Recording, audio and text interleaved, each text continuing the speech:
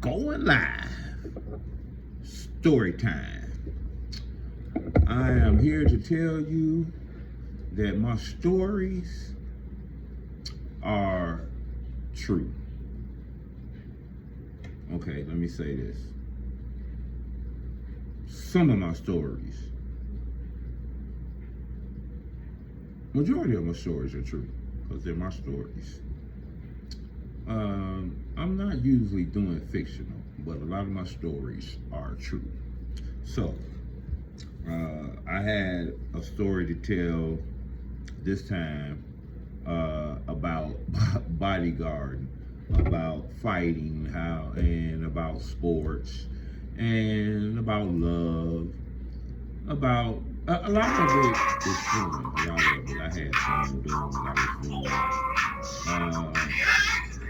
I used to say I didn't have any regrets, but a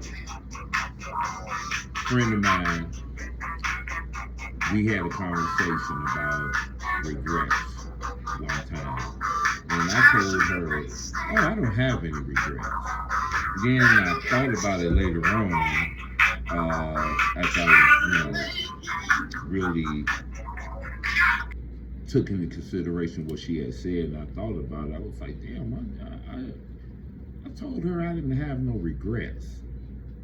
And then I realized, yeah, I did have some regrets. Some regrets of the things that I should have done, even regrets of the things that I shouldn't have done. So, with that being said, I came to realize I do have some regrets. Anyway, let's get this story going. I want to start off with a story when I was growing up, and I wasn't very, very good in school.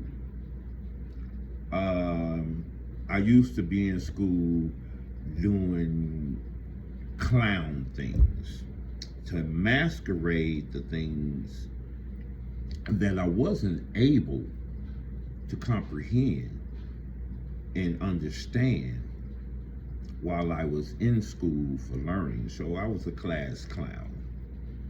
But I had this one teacher named Theophis Hudson, Mr. Hudson. Mr. Hudson used to call me Brownie. And he used to say, "Brownie, you're smarter." Oh, he said, "You got more street sense than any of these kids in here." He said, "But I'm going to tell you something. You need to add some book sense to the street sense. Be like the white man." That's, he was an old school man. And Mr. Hudson had this cool walk, and he used to have his hair slicked back. He looked like, to me, a Frederick Douglass, but he was wise beyond his years.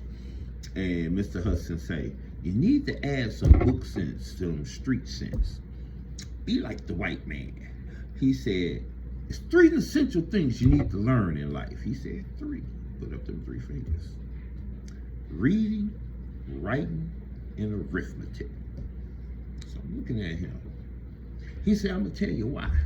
He said, you like to play sports, because at that time I was real good at playing basketball and football. And he used to say, "You need to be able to read your contract, write your name, and count your money." That was part of the reading, writing, and arithmetic. So, Mr. Hudson recognized what I couldn't do. And also my Auntie Marva. My Auntie Marva really, because at one point I didn't know. I was tested because my mom, I'm glad my grandmother wanted me tested, because my grandmother actually had noticed things that was different about me. And I was diagnosed with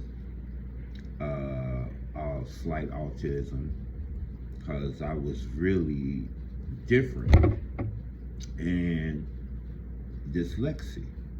So But my auntie Marva Coleman helped me to the way my auntie was. My auntie was this great, phenomenal teacher. This woman is 83 years old as we speak. And today is when I'm doing this video. It's probably a timestamp on it. It's August the 4th, 2026. And my auntie is still teaching in her 80s. She said she couldn't do retirement, and I get that because I'm retired, but I want to get back in the workforce, but I want to own my own business. That's where I'm at. Executive Protection Bodyguard Service. And I'm going to put the card up. Oh, ooh, upside down. So that's what I'm trying to do now. Putting the paperwork together and everything, but I got the card and everything, so it's going to get going. But let's get this story time going. I remember, I think I told a similar story to this. I remember when I was in I was in elementary, getting ready to go to junior high. I was in the 5th grade, Douglas Elementary School, and it was recess, and these two brothers decided they wanted to pick on me. And me, I was very standoffish. Didn't like to be touched, didn't like to be around a lot of people. I was very timid at that. That's, a lot of they say Asperger's is one form of autism, which I supposedly have. I love what my friend Bridget says, you're not your diagnosis. So she tells me that every day. You're not your diagnosis. Because, with autism and the dyslexic, she always in my ear, you're not your diagnosis. And I've, over the years in my life, to be 60 years old, I would not let that stop me from progressing and growing. I did everything in sports, the sports that I played, the sports that I done, from basketball, football to martial arts, to be the best I could be. And I would have my brick in my wall that would probably need to be filled and fixed, but I still managed to get over the hump. So, go back to these two brothers that wanted to fight me. That's why I just learned how I could protect myself and protect others. They were bullying people in school and pushing people around. They decided to put their direction in my family's way as well as my own. Mainly my way. Just would pick on me and everything. And this one particular time, they decided they wanted to come at me. Me. And my grandmother used to always tell me, because I would want to run away, I was scared, and my grandmother would be like, you better not run away. And if you run away, you gonna fight me. And I was scared of Granny. So she would tell me, if you get a hold of one and you whoop his ass, that's how she said, you whoop his ass convincingly, the other ones take note and won't mess with you. So these two brothers, they were the Taylor brothers, I believe. They decided they were gonna mess with me. And I'll just say the last name, which I did. I ain't gonna say their first name. I don't even know if that was their last name, because I say that because I don't want nobody trying to sue me because you used my name anyway. That might not have been their last name, but they were two brothers. One bigger and one smaller, one light-skinned and one dark-skinned. I don't even know if they had the same daddy. Anyway, that's irrelevant. But they decided they wanted to mess with me. And I remember what my granny said. when they came at me. Man, and at that time, I was still taking martial arts. I was under the tutelage of Hunchy Dunlap, DSK Karate.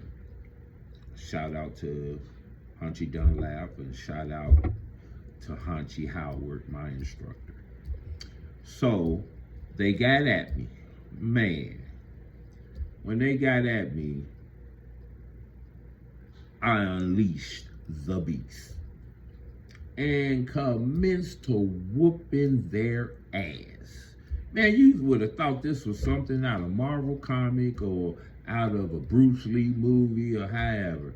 I got the kicking and flipping them over and just throwing lefts, right, kicks, everything. That was just on one brother because the other brother was shot. I had kicked him out the way.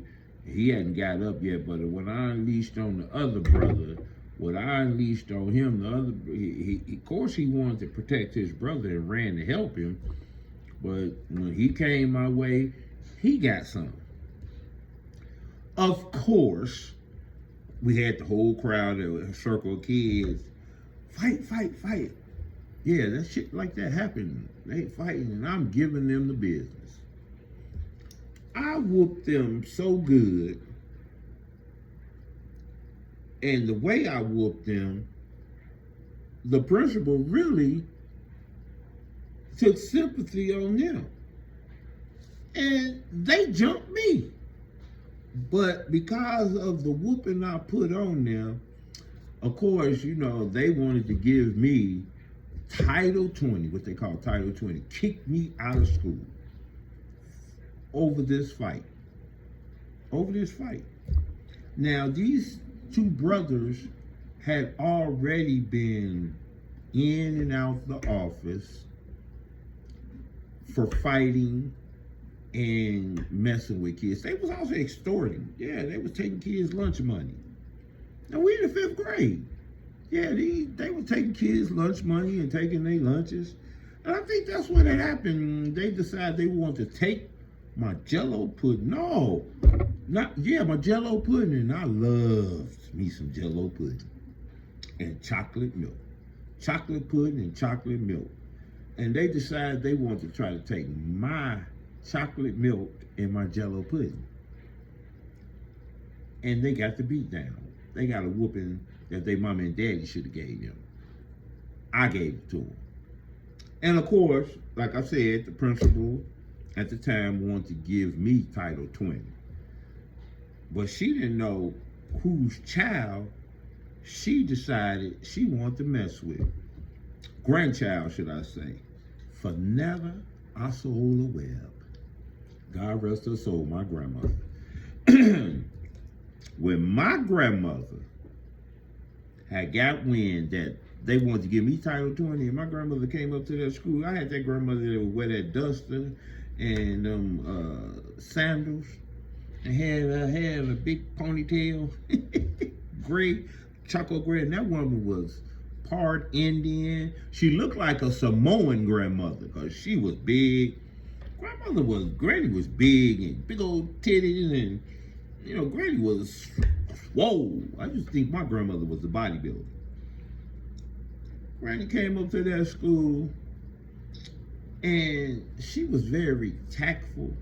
But when it came to her grandchildren, her babies, she was like, everybody would say my grandmother was like the duck and we was like the ducklings following behind us because we would be right in a row walking behind Granny wherever she went.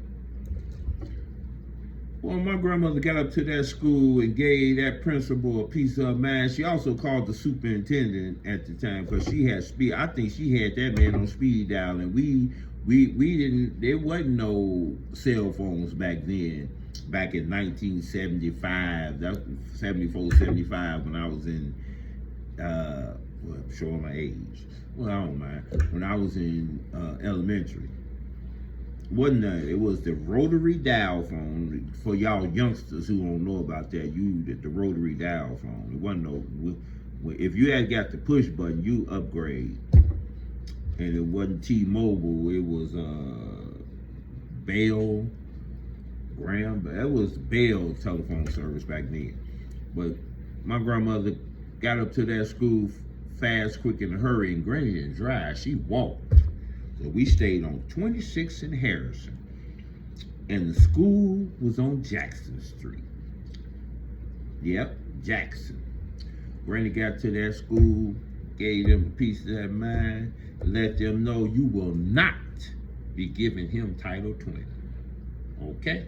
And Granny was in the PTA. I don't know if Granny was head of the PTA, but she was in it. And when Granny spoke, everybody listened. I don't even know how far my grandmother's education went, but she was very articulate in when she spoke. Okay? Granny was not to be played with. So Granny was known for kicking ass and taking names. Kicking ass first and taking names. That woman was no joke. So she gave, when Granny got through with them, I don't even think the other boys got suspended. She made sure, because her thing was, if a kid was suspended, she believed in corporal punishment.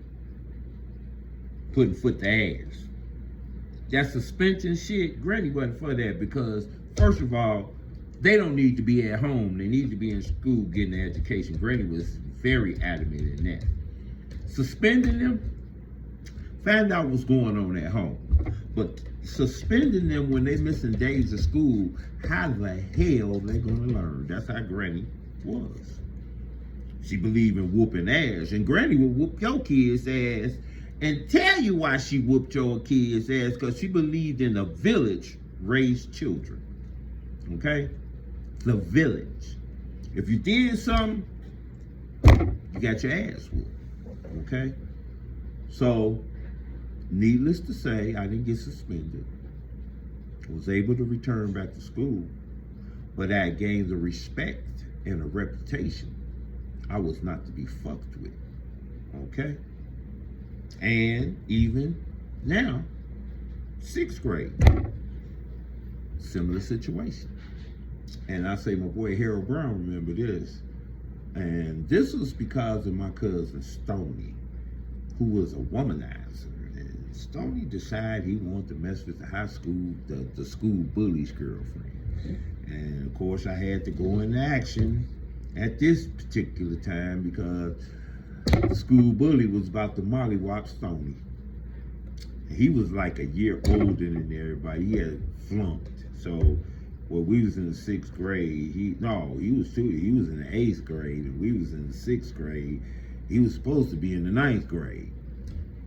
And he was that man had man muscles. You know, he had them 9th grade muscles. We got 6th grade muscles. So that happened where Tony was messing with his girlfriend, and Keith, me and my boy Harold Brown sitting on the bleachers waiting for our turn to get on the basketball court, because they had on lunch hour, you was in the gym and you got ready to play basketball, and you had to wait till your turn came up. So we sitting in the bleachers waiting our turn. Big ass crowd at the front door of the gym at Bailey Junior High School. Crowd gathered around, and me and Harold looked down at the crowd. So like everybody, like all kids, you go see what's going on in the crowd, because a fight about to happen. Lo and behold, we get to the crowd, weed through the crowd. Who I see my cousin pinned up against the bleachers. Dude got his hand around my cousin's throat and about to hit him dead in the jaw, eye, whatever. It was gonna be ugly. It was gonna be disastrous, should I say.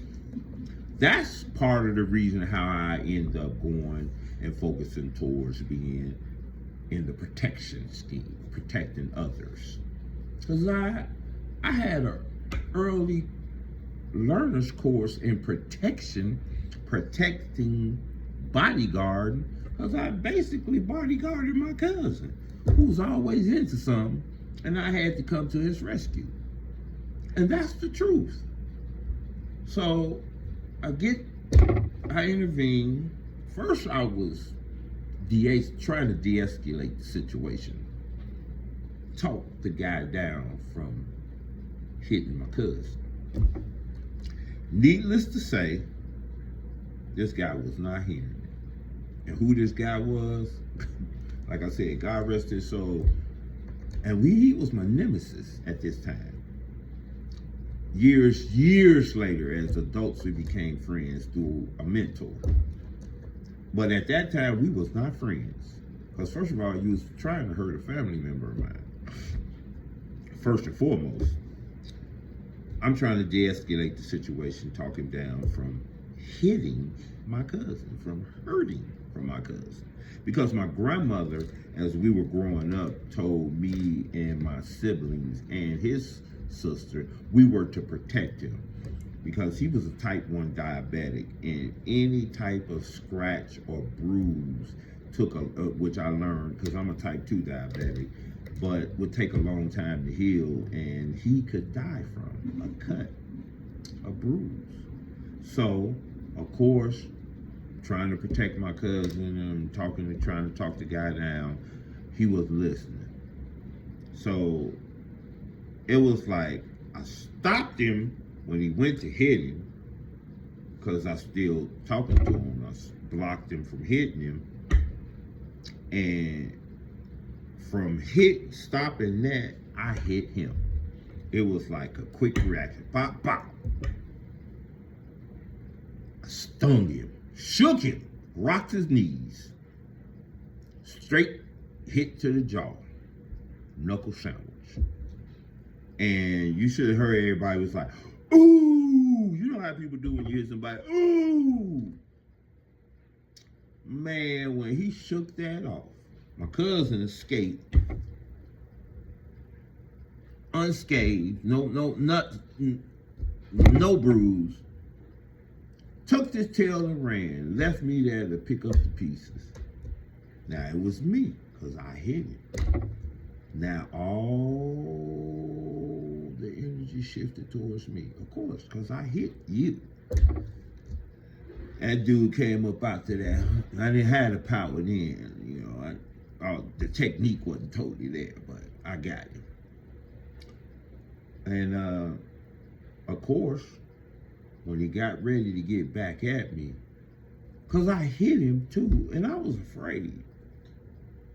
My grandmother's always told me a scared man will whoop your ass. You bag anybody up in the corner that's afraid and they come out fighting, it's a wrap. So when he got ready to come at me, thank God the matron showed up and she got between us. But he was like a raging bull. Oh my God, he wanted to get me. And now that turned 3 o'clock, just lunch hour, y'all. 12, lunch hour. Junior high. Of course, we both went to the office. We was taking him to the office. Two people had to hold him. They didn't have to hold me. I was walking calm because I'm like one person, 2 people holding, trying to calm him down. The 2 supervisory aides trying to calm him down. But then they looked at, they knew who he was because his reputation preceded him. He was known for beating up people, but he was known, and he had a crew. That's what I learned about getting a crew. Having boys, crew. And he had some hitters. But I only had my boy Harold. And me and Harold was like this. That was my brother. Stoney was my cousin, but we couldn't depend on Stoney. Now me and Harold, we had some guys that hang with us. Daryl Talley, that was one of the guys. Benny Hargrove was another guy. Eric Newman, but these guys that I'm naming, they were good guys and they wasn't into that, but me and Harold was real close. But they wasn't into that stupid stuff. They were students. They were good guys. As a matter of fact, they was out on the basketball court playing basketball when all this occurred. So now we go to the office, of course, you know, and contact the parents and everything, tell them what happened. My grandmother was like, "You all right?" And I was like, "Yes, ma'am." And I explained to her what happened. And she was like, "Stoney always doing something. Is he all right?" "Yes, ma'am." Okay, so she said, "Well, okay." They allowed us to go back to class and everything. Nobody got suspended, thank God. But dude told me, "I'm gonna get you at 3 o'clock." What? Oh, it wasn't over. He was like, "I'm gonna get you at 3 o'clock. I'm getting you." Now everybody telling Key, you know, the staff and everything, "You better not do nothing." I'm getting him at 3 o'clock. Now, go back to class. Of course, me and Harold had all classes together. I get back in class, my boy Harold like, "Man, what happened?" I told him what happened. They told, you know, and everything. But I was like, Keith said he gonna get me at 3 o'clock. And Harold was like, "Oh shit, what you gonna do?" "What you mean what I'm gonna do?" "I don't know. He said he gonna get me at 3 o'clock. He was like, "Man, bruh, he got some boys." Now this is what Harold told me, because Harold, we had just moved to Glen Park. This is where I was going to school. We lived in Gary, and we moved out of Gary to Glen Park. And my grandmother and grandfather rented this house across the street from the fire department. We set back in the apple orchard. We stayed right by Franklin Elementary School. I don't even know if it's still there. But we stayed, and it was on Franklin Elementary School was right off Georgia Street. So, with that being said, oh my God, it was not looking good for your boy. Okay? Now, to be continued, I'm going to leave y'all with this and tell you the end results. The end results of this story. Part 2. This is only part 1. It gets good. Until then, this is your boy, Edward Barry DeLove Brown Jr., also known as The Beast. Part 2. A story time. All praises to God. Till then, talk to you soon. Wait for part 2.